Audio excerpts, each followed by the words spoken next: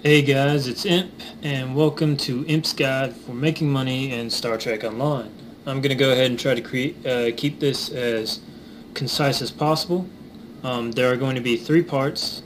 First is a kind of a theoretical part, that I'm about to cover right now, explaining why it's important to make various currencies in this game. The second part will concentrate on energy credits as well as dilithium ores. And the third part will concentrate on playing the C point, the cryptic points exchange. So without further ado, let's go ahead and begin.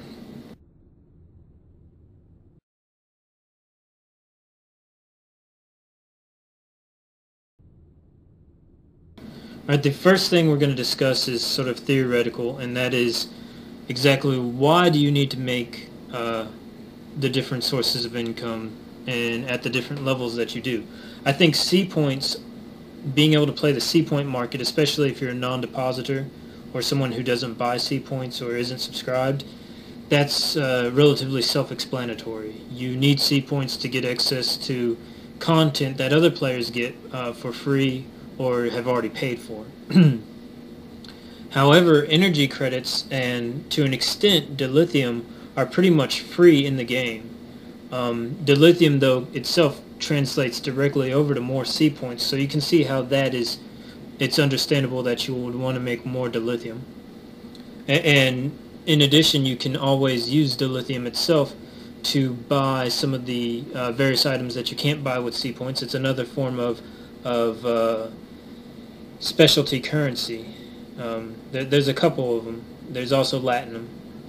But anyways, so let's go to the main one, which is energy credits. And why do you need to make the amounts of energy credits that I'm going to suggest that you make at this level? Well, the main reason that you would make energy credits is around 20th level, you should have about 50,000 energy credits, give or take. Some people pay very little attention to it, and they may be running a very, very small balance, but still, most people will have 50,000, and for the vast majority of the content in the game, this is more than enough to produce your hyper sprays and your shield generators, etc., etc., etc. But the main reason that you want to make more energy credits is at the fleet level, it helps you buy more fleet upgrades. Well, there are three main reasons. At the fleet level, it helps you buy more fleet upgrades. Reason number two is a lot of the things that you might want to buy with C points, you can actually buy with energy credits if you just go on the auction and look. It's really important, especially when it comes to bridge officers and duty officers. You can buy the specialty ones for energy credits, so it will be in the millions range, not the thousands or anything like that. So you're going to need a lot of energy credits if you plan to buy specialty content directly from the exchange for EC. And then lastly, the more EC you have, the more options you have for equipping your duty officers, and this will allow you to make more dilithium, which will contribute to more and better trades on the C points market. So your energy credit balance is directly related to your amount of C point income. At a certain level, it kind of cuts off because there's a limit on how much dilithium you can refine per day. But it really does hold true until you're really way up there in some of the capabilities. Alright, so we're going to go ahead and move on to part 2. And part 2 is going to cover how to generate energy credits and dilithium pretty consistently and constantly. And we're going to do this in a way that it's not going to affect your ability to actually gain experience or gain some specialty mission items and stuff. So yeah, bear with me.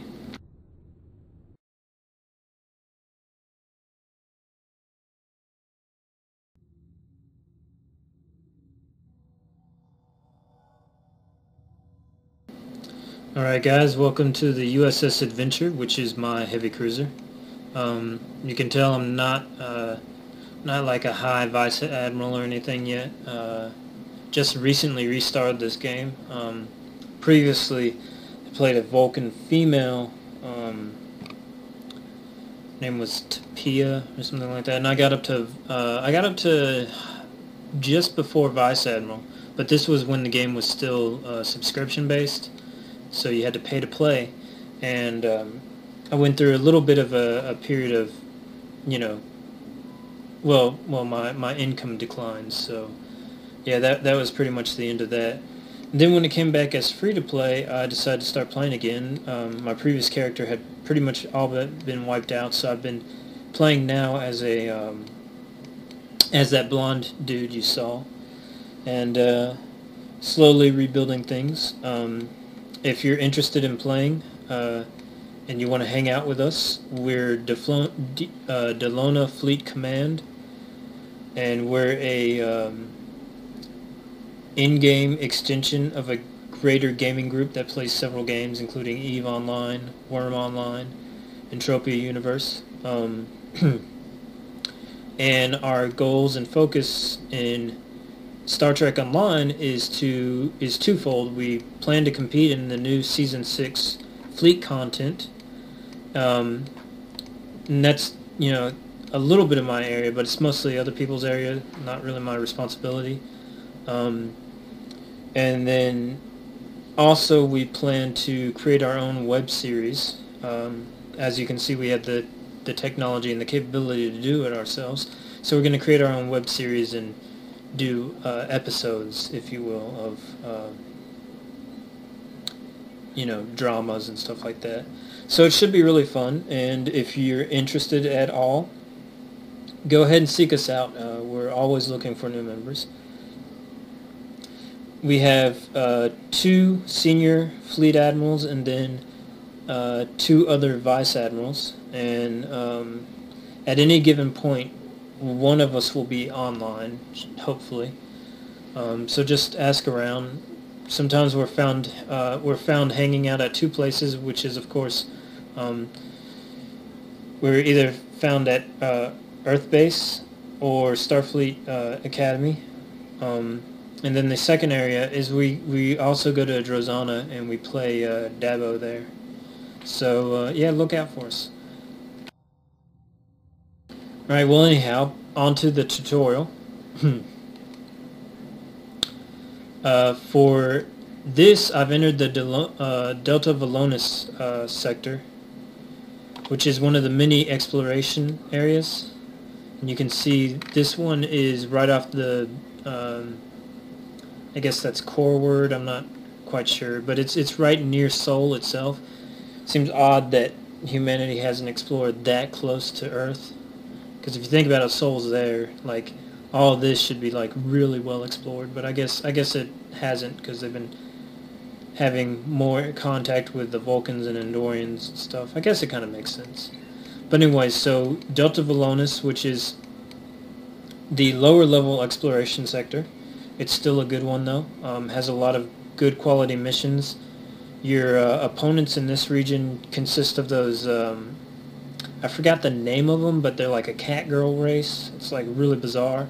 But they're around, and I noticed particularly they don't seem to have any males.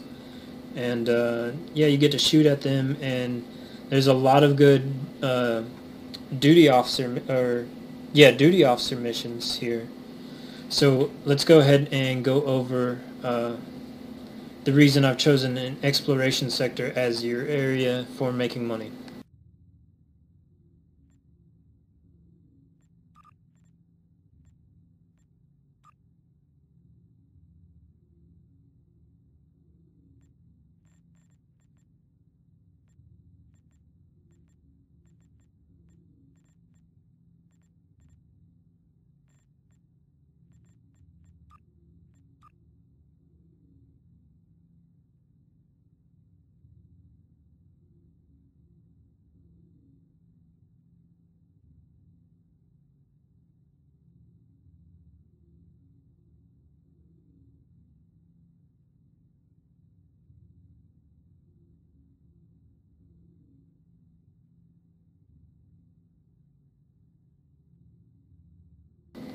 Alright, well I've already accepted the Delta Valonis sector mission. So I've already got 1 in 3 of it already filled out. So we'll go to Explore Strange New Worlds. And here's one of the ways you can make more dilithium ore per day. You complete 3 systems worth of exploration, which is also the amount that you need to complete the exploration missions. So if you complete 3 systems worth of exploration, you get 1440 dilithium ore, plus whatever the actual exploration missions experience point rewards are. So you're going to go ahead and accept that. And then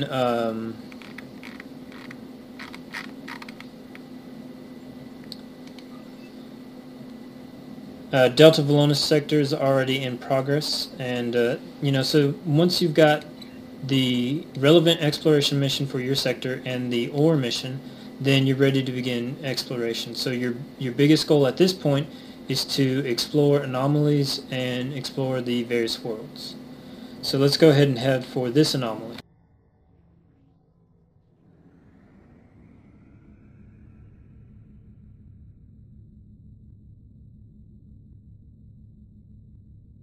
It's very likely that this upcoming anomaly will be a energy-based anomaly and not a system. I'll explain after.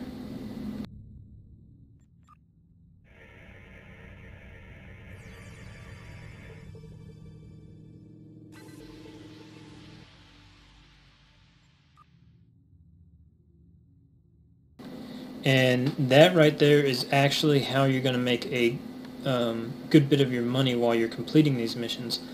For every world that you visit to complete a mission, you should always open up by scanning so that you can locate the energy samples and anomalous readings so that you can get the data samples from those areas.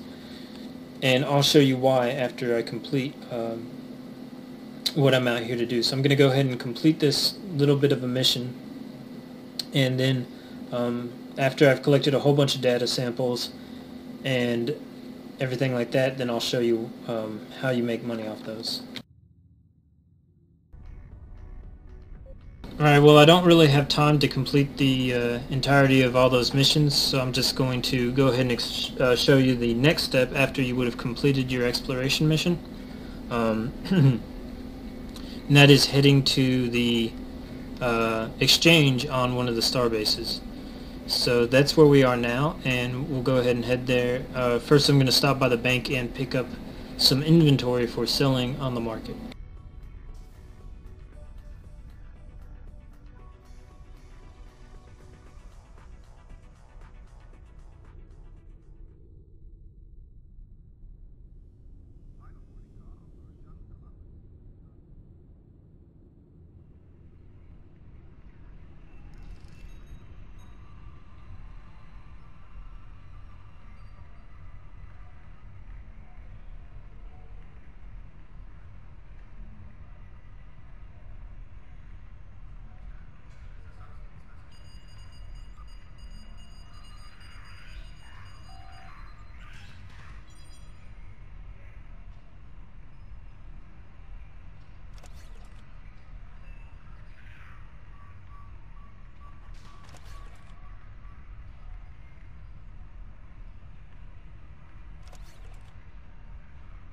As you can see, I keep a pretty healthy stockpile of energy and data samples that I can sell later on if I need a bit of cash. So today I'm going to sell alien artifacts and probably DNA samples. No, I'm probably going to go with antimatter samples. I've never sold antimatter samples. Mostly I stick to the main ones, which are alien artifacts and radiation samples and I think mineral samples. But we're going to go with artifacts and antimatter samples, and I'll pull out 20 of each and sell those on the market, and that way you can see what it's like. Well, we'll do 25 artifacts.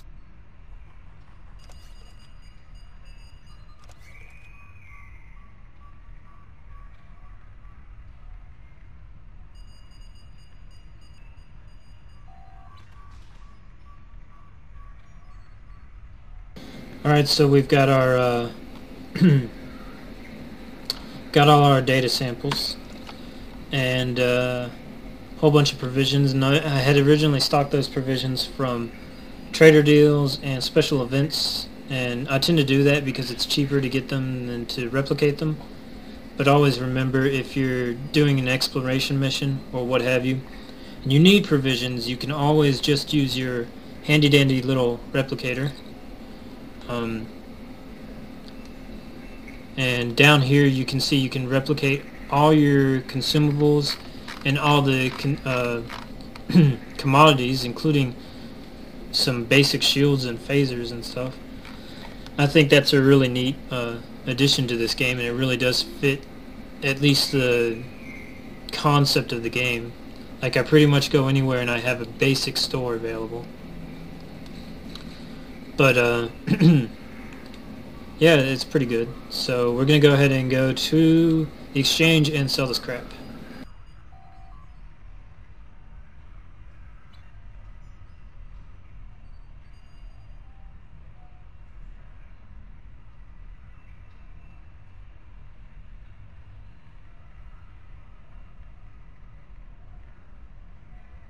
For some reason my computer's being hella laggy right now.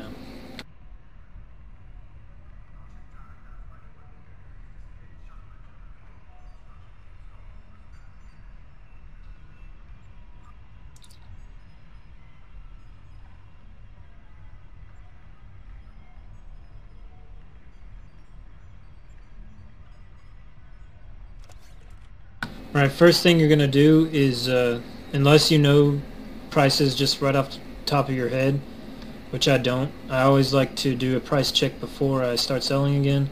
You're gonna look up what you plan to sell, and you're gonna look it up under data.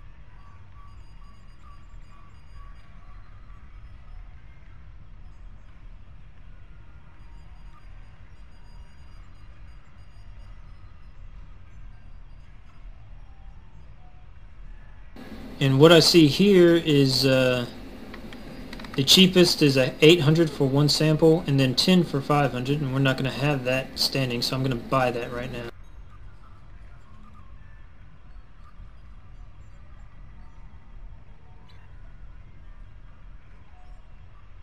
So I now have an additional 10 data samples to sell, and the next cheapest you noticed was at 800 a pop. So,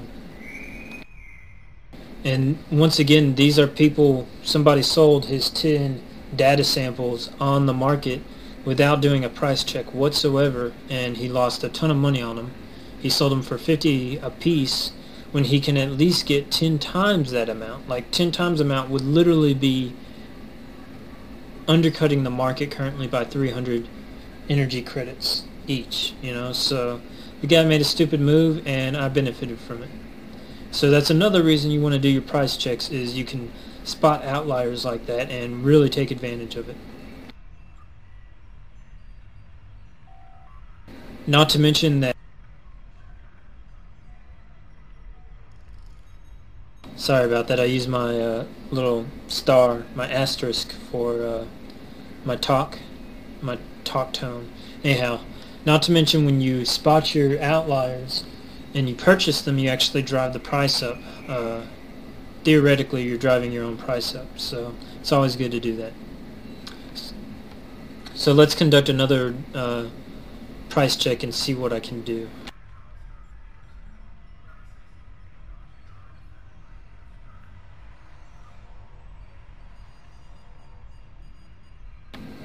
Alright, the lowest price is 800 per artifact.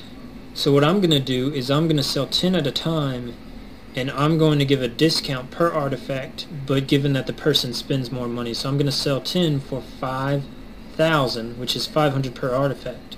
The person can then put them on and make a good bit of money off of them. But naturally, I'm going to be getting pretty good upfront for my efforts.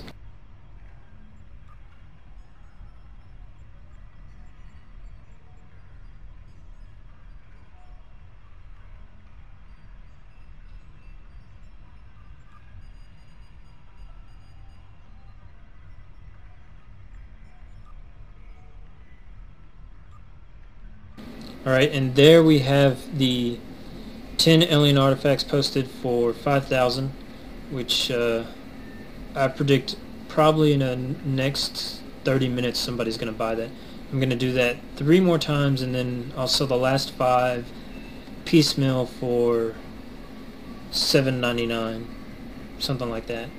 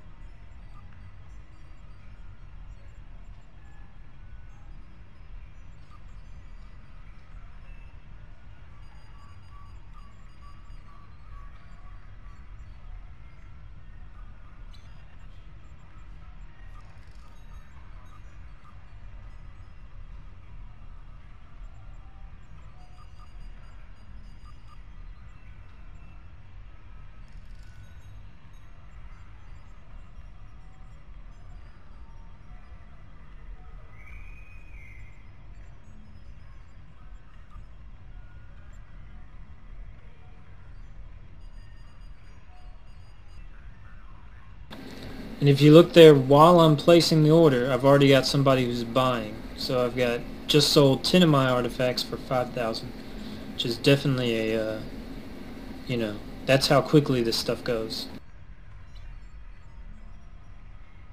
And there you go. How the hell do you guys get so much EC? Got, almost half a mil now, and I'm really not even trying. Really not.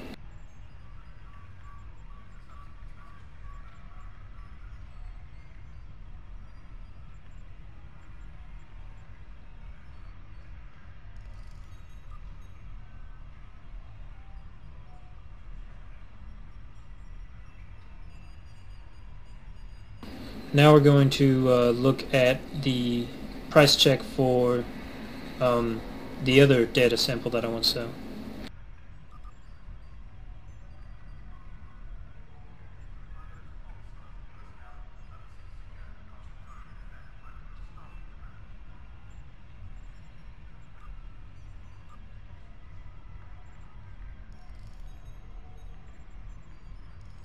And we're looking at 500 per sample.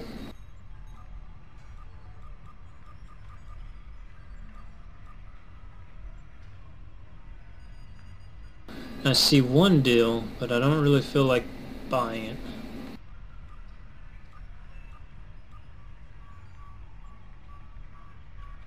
Once again, if I was a career trader and I just wanted to make a million real quick for a fleet bank or something like that, I mean, you can really, get where you need to be really quickly just by watching the market. Now these are much less known than the other data samples, so I don't expect them to sell as fast like that other one sold while I was there. In fact, I think I just made another sale.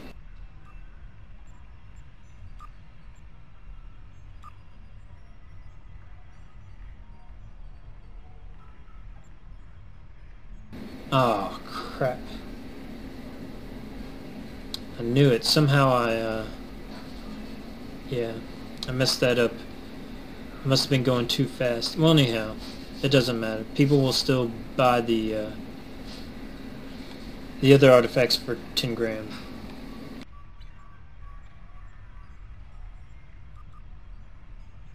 Alright, so I'm going to sell the 2 lots of 10 for 3,500 each.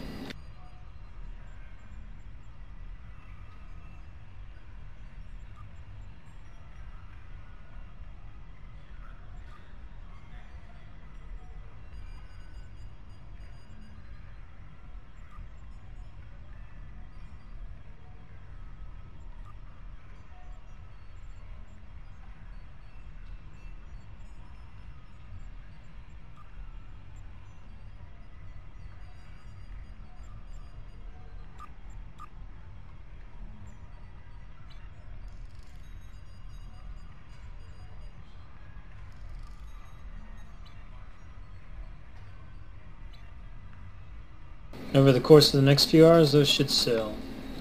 Alright, so that concludes how to make energy credits, and covers most of the way that you would make dilithium. Well, one of the ways that you would make dilithium. Other ways you can make dilithium, you can complete the Starfleet Academy various events, and they'll give you, I think, unrefined dilithium.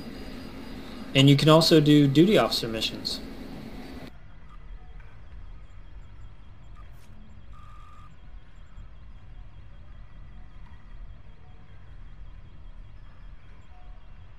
Like, I'll go ahead and post here, I'll audit the credentials of another geologist with my geologist. As you can see, that will generate 5 dilithium. And while this may seem, like really a low amount of dilithium to be created, it's passive, and yeah, I mean, it's always good to have more raw ore.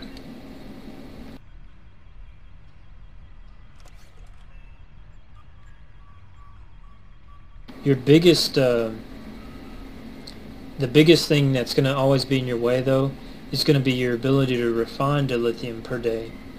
And yeah, you can refine, what, 8,000 dilithium per day? And I think that increases to 16,000 after you've played for like 500 days. So that's pretty much the biggest way to control your funnel of how much dilithium you're raising. But if you play the sea point market right, you don't have to worry about that. And that's what the next part is going to be about.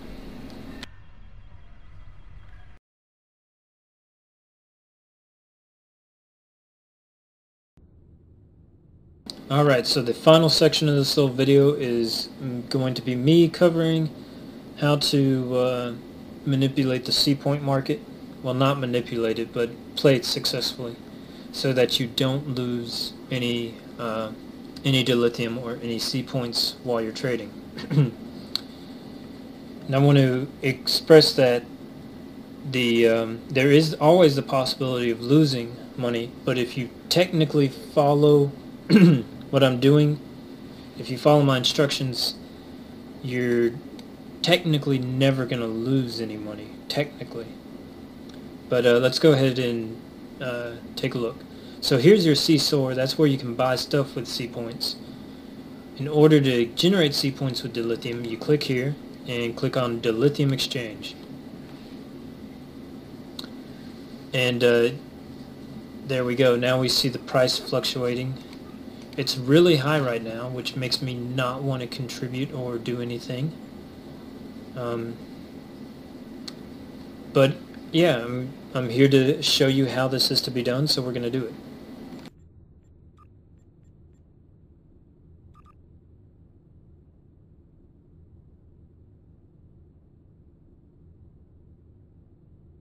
Alright, the first thing that I have to express is that whenever you place an order, you do not remove it. You'll notice I've got a buy order here for 309 for 10 sea points, and it's going to lock up my dilithium, approximately 3,000 dilithium. It's going to lock it up for until that order gets filled. And as the market goes up and down, eventually that order will be filled, but never ever ever cancel any offers. And I'll show you why in a second. Because no matter where the market's at, you're going to be able to place orders. When you place orders, there should be 2 orders that you place. And you're going to want to start with the buying of cryptic points. Right now I'm going to assume 332 and sells at 334. And so the first thing is I want to buy at 332, so I'm going to click 332, and I'm only going to buy 5 because I know that this price won't last for long, and I really don't want to have an outstanding offer that's going to last for a couple months, because I haven't seen it get this high in a while now. So I'm going to buy at 5. Okay. And then I'm going to sell cryptic points. I'm going to sell 5 of them. I'm going to sell them at 333 so that I know that they'll sell fairly quickly. They'll sell pretty much as soon as they hit. Alright, the reason that I do both of these at the same time is automatically you have a 1 dilithium gain per cryptic point. Both orders will fill and you'll gain a minute increase on your on the amount of dilithium you have available to make future purchases.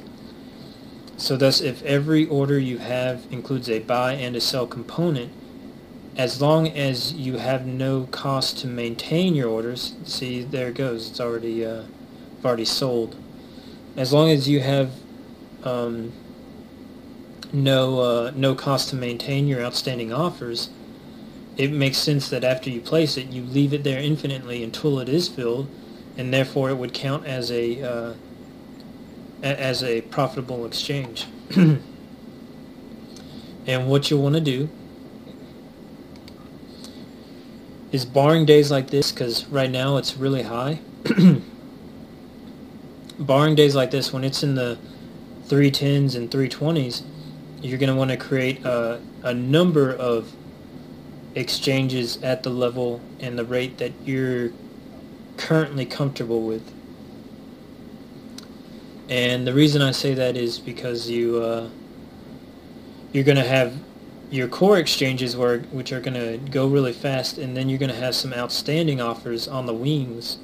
So, for example, if I were to start trading heavily at this price, which I'm not because I know this price is going to go down. I've been watching the market for a couple weeks now, and it usually is around 310, 320.